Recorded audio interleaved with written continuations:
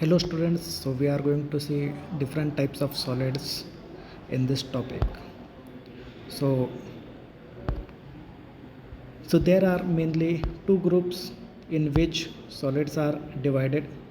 First group is solids having top and base of same shape, while solids having base of some shape and just a point as a top, which is called as apex. So in these groups, mainly a cylinder which having base and top is the same, and the prisms which their types are triangular prism, square prism, pentagonal prism, hexagonal prism. So their respective names are triangular, square, pentagonal, hexagonal prism, in which base and top is same. Next one is cube, which having all six sides equal, which is of square shape.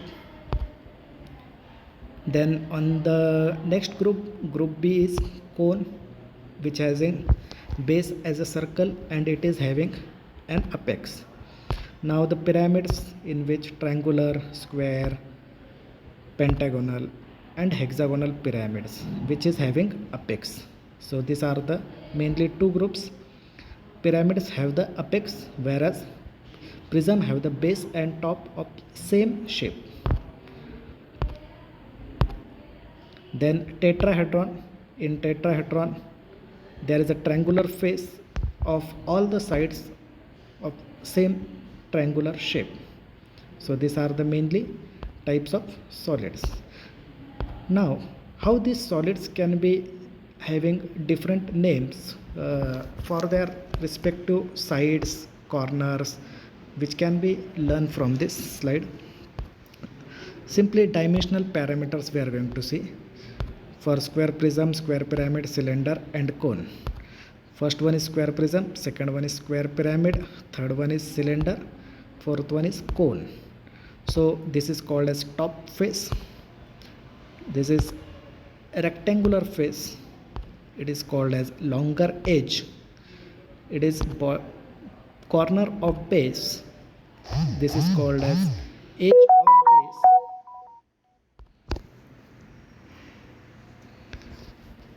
Edge of base. Then in square pyramid there is an apex. Again slant edge is there. Then base is there. Again edge of base. So this is the dimensional parameter. There is a corner of base. So this is the dimensional parameter. Triangular face, as we compare square prism and square pyramid, there is a rectangular face in square prism, whereas triangular face in square pyramid. If we consider cylinder and cone, there are different lines which is drawn from the top end to the bottom end, which is called as generator. So generator is an imaginary lines generating curve